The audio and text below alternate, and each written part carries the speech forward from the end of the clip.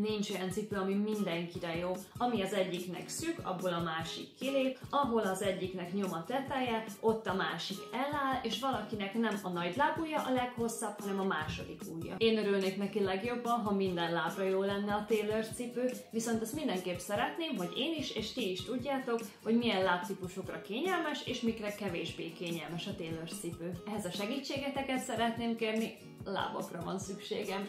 Ezen a 4 napon 11 és 19 óra közt a Paloma Art Space-ben várom azokat a nagyon segítőkész embereket, akik egy 5-10 perces tesztelésen részt vennének. Adok próbazoknit, és csak egy kört kell tenni a szobában. Érdekel, hogy a te lábadra mennyire kényelmes a cipő, illetve ha vannak tipikus problémáid cipővásárláskor.